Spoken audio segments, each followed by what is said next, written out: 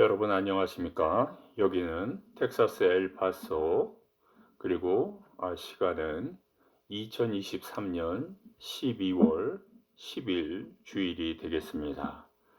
벌써 한 해가 저물어 가고 있고 벌써 12월 달 마지막 달 며칠 남지 않았습니다. 오늘부터 계속해서 출애굽기 강해를 시작하겠습니다. 여러분들의 성경 공부와 묵상과 설교에 도움이 되기를 기원합니다. 창세기는 시작이 브레스트 in the beginning 태초에 이렇게 시작하고 있고요. 출애굽기는 특별한 단어가 아니고 그리고 이러한 사람들은 누구누구더라 오 엘레 이렇게 히브리어로 시작하고 있습니다. 그러다 보니까 창세기 브레시스는 널리 알려져 있지만 워엘렛은 and these people 별로 알려져 있지 않습니다. 하여튼 이렇게 출애굽기가 시작되고 있습니다. 여러분들 창세기 50장이 끝나고 출애굽기 1장이 시작될 때 그 기간이 한 몇 년이라고 생각하십니까? 벌써 400년이라는 긴 세월이 흐른 겁니다. 여러분 신구약 중간사도 400년입니다. 그렇죠? 구약의 말라기가 끝나고 신약의 세례 요한이 등장할 때까지 400년의 기간이 흘렀습니다. 그러니 얼마나 이스라엘 백성들이 목말라 했겠습니까? 말씀에 대한 목마름이 있었죠. 그 당시 무슨 설교를 다시 들을 수 있는 테이프나 CD나 동영상이 당연히 없었을 테고요. 그러니 얼마나 영혼이 목말라 있었겠습니까? 400년 만에 세례 요한이 외친 거 아니겠습니까? 회개하라 천국이 가까웠느니라. 창세기 50장 요셉이 국무총리로서 생애를 마감하고 그다음에 출애굽기 1장이 시작하는데 벌써 400년의 기간이 흐른 겁니다. 얼마나 긴 시간이 흘렀겠습니까? 여러분 400년이면요. 요즘 세대로 80세까지 산다 해도 5세대가 지나간 겁니다. 60까지 산다 그러면 7세대가 흐른 겁니다. 그 기간 동안에 하나님의 말씀은 없었고 선지자의 외침도 없었고 이스라엘 백성들은 노예로서 살아갔던 겁니다. 그러니 얼마나 이 중노동에 시달렸겠습니까? 출애굽기 1장은 이렇게 시작이 됩니다. 야곱과 함께 각기 권속을 데리고 애굽에 이른 이스라엘 아들들의 이름은 이러하니라. 야곱이 먼저 등장을 하죠. 이스라엘이란 이름으로 개명을 했죠. 야곱이라고 해야 우리가 쉽게 이해할 수가 있죠. 야곱 12아들의 아버지, 내 부인의 남편 이렇게 이해가 되지. 갑자기 이스라엘 그러면 이스라엘 국가를 생각하게 되겠죠. 야곱이 먹고 살기 위해서 흉년이 들어서 애굽 땅에 요셉을 찾아온 때 이때 아들들의 이름은 쭉 기록이 되어 있습니다. 정말 1장 1절에서 이 앞으로 나올 12지파를 예표하고 있습니다. 12명이 얼마나 중요합니까? 즉 이스라엘 민족을 이루는 지파장이 되는 거 아니겠습니까? 이렇게 이스라엘 역사가 시작되고 있습니다. 이스라엘 민족이 탄생하고 있습니다. 그러나 그 시작은 만만치가 않았습니다. 애굽에서 노예 생활을 하였기 때문입니다. 애굽에서 노예 생활. 사실 이거 말이 안 됩니다. 하나님께서 인간을 창조하신 목적이 무엇입니까? 우리들에게 각각 자유의지를 주시고 신앙과 양심의 자유를 주시고 또 안식일을 거룩하게 기억하여 지키는 것이고 우상을 섬기지 말고 창조주 하나님을 경배하고 예배드리는 거 아니겠습니까? 사람 위에 사람이 없고요. 사람 아래 사람이 있어서는 안 됩니다. 그러나 요셉을 알지 못하는 세왕 바로가 나타나서 사람 위에 사람 정책을 편 것이고요. 사람 밑에 사람 정책을 핀 것입니다. 만민 평등 사상을 위배한 것입니다. 시간이 흐르면 흐를수록 점점 휴머니즘이 되어야 되고 또 이 인간을 만든 하나님을 창조주 경배를 해야 됩니다. 그러나 내가 하기 싫은 일, 내가 하기 어려운 일, 내가 하기 위험한 일을 타 민족에게 맡긴다? 이거는 평등 사상에서 어긋난 겁니다. 이렇게 할 수가 없는 것입니다. 그러나 이 애굽 왕 바로는 어떻게 했습니까? 이 이스라엘 백성들을 상대로 해서 노예 정책을 펼쳤던 것입니다. 그리고 국고성을 세웠죠. 이 국고성은 누구를 위한 거겠습니까? 애굽인, 또 자신들, 자신의 왕족, 자신의 왕실, 이들을 위해서 한 이스라엘 백성들을, 민족들을 거의 부려먹은 거 아니겠습니까? 그 국고성에 뭐가 들어가겠습니까? 나라의 창고, 국고 아니겠습니까? 비돈과 라암셋에 자기들이 먹을 양식은 가득 채웠지만 이를 세우기 위해서 이스라엘 백성들은 장애인이 될 수도 있었고 생명을 잃을 수도 있었고 이런 어려운 처지에 놓이게 되었던 것입니다. 그런데 놀라운 일은요, 이스라엘 백성들이 계속해서 생육이 중다하고 번식하고 창성하고 심히 강다하여 온 땅에 가득하게 된 것입니다. 하나님은 아브라함의 언약을 잊지 않았습니다. 아브라함에게 복을 주셨습니다. 그 이름을 창대케 하셨고요. 그 자손을 하늘의 별과 같이 많게 한다고 했고요. 아브라함에게 복 주는 자를 복 주겠다고 약속하신 거 아브라함 언약 아니겠습니까? 그러니까 이스라엘 백성들이 이 어려운 가운데서도 자손들이 많이 번창하게 된 것입니다.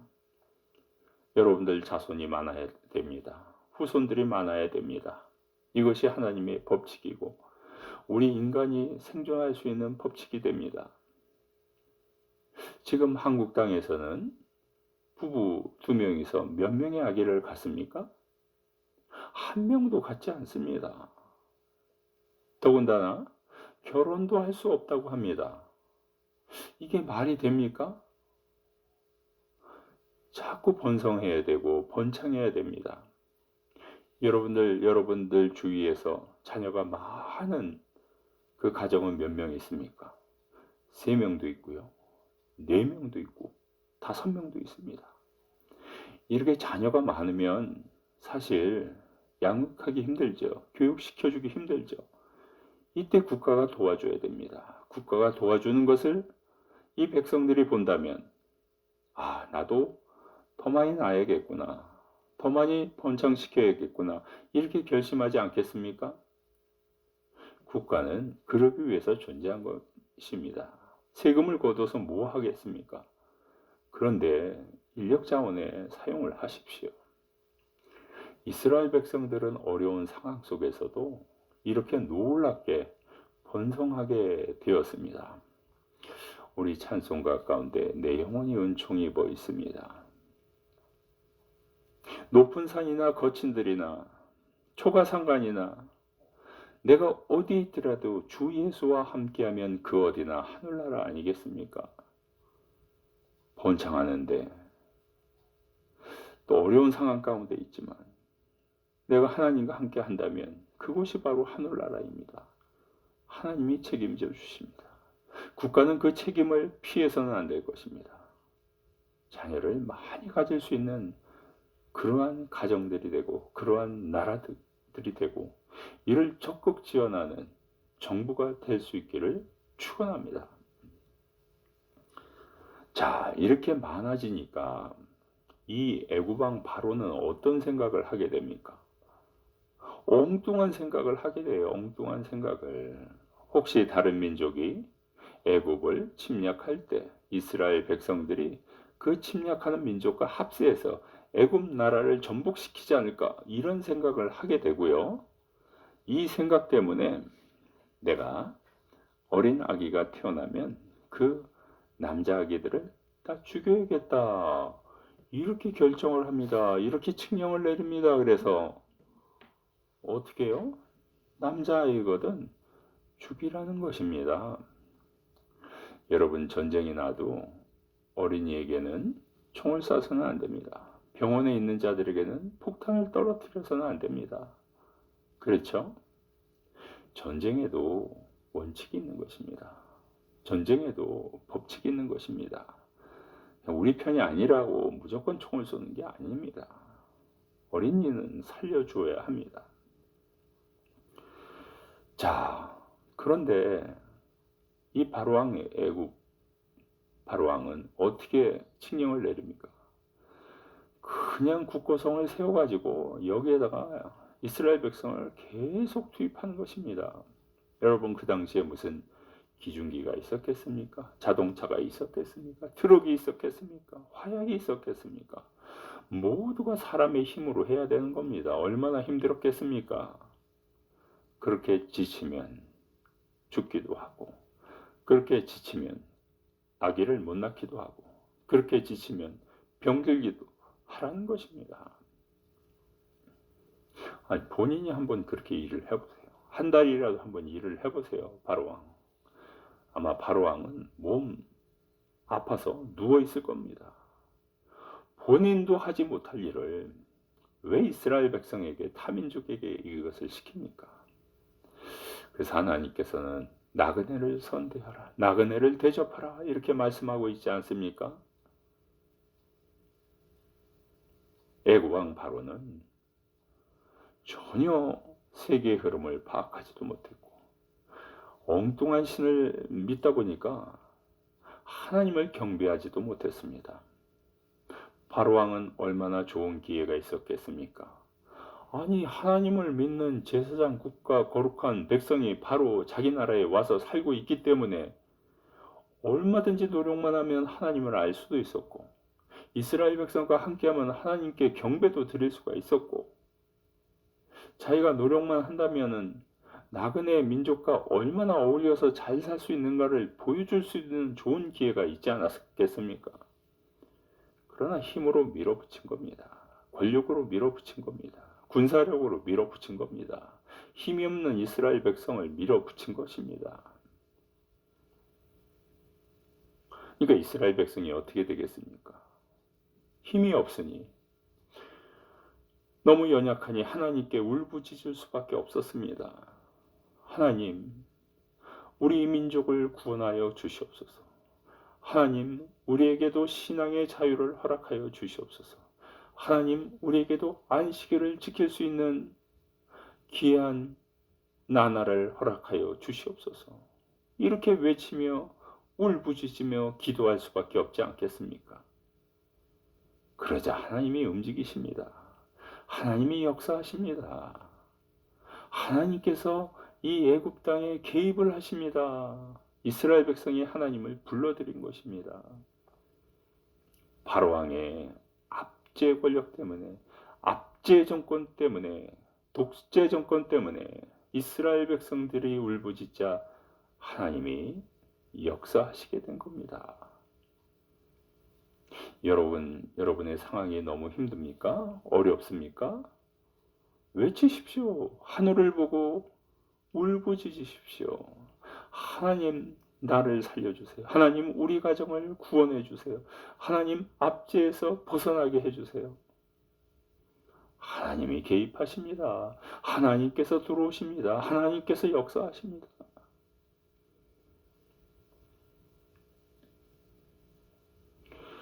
자, 이렇게 바로왕이 그 중한 노동 정책을 펴도 이스라엘 백성의 숫자가 갈수록 늘어나는 겁니다. 그래서 어떻게 하죠? 이제는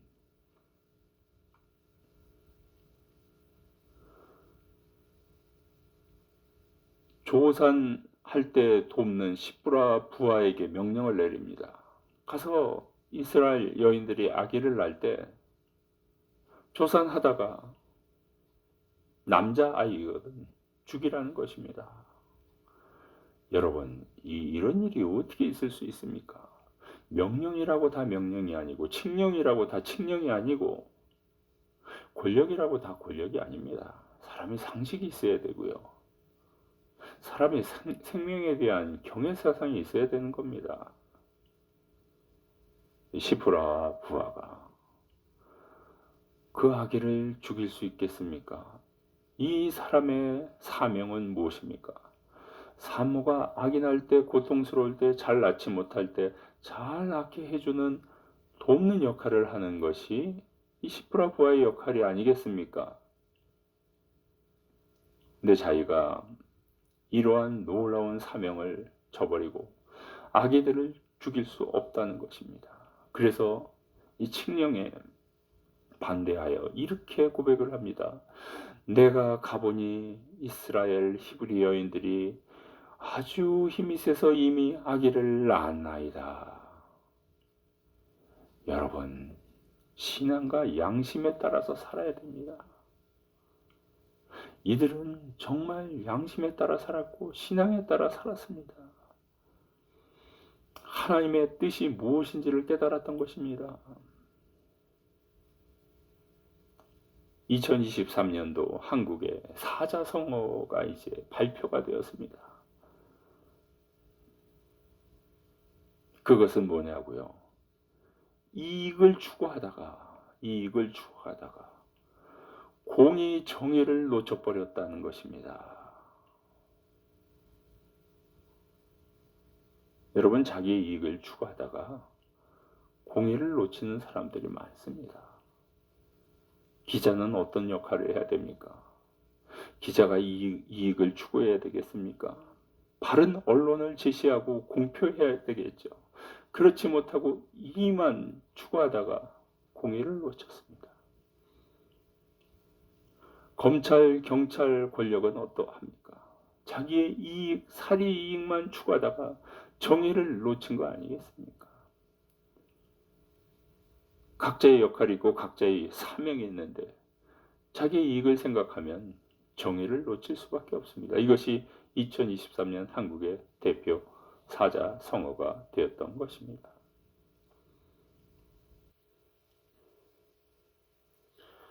자, 그러니 이제 어떻게 합니까? 바로왕은 그의 관리들에게, 신하들에게, 군인들에게 명령을 합니다. 태어난 아기가 남자면 무조건 나일강에 던지라는 것입니다. 여러분, 강은 어떤 곳입니까? 강에 물이 있어야 그 물로 사람이 살아갈 수가 있습니다. 강은 물을 갖고 있습니다. 사람을 살리는 아주 귀한 자연 자원입니다. 전 세계의 4대강 그 문명지가 있지 않습니까? 그곳에 하나가 애굽의 나일강 아니겠습니까? 애굽의 곡창지대가 이루어졌던 것도 나일강 때문입니다. 그 큰 강이 있었기에 나일강 주변에 농사가 잘 된 거 아니겠습니까? 강은 이렇게 사람을 살립니다. 강은 이렇게 사람을 좋은 일을 하게 합니다. 그러나 이 나일강에 사람을 빠뜨려서 아기를 빠뜨려서 죽이라는 것입니다. 아기가 무슨 힘이 있습니까? 아기가 어떻게 저항할 수 있습니까? 던지면 던져져야죠.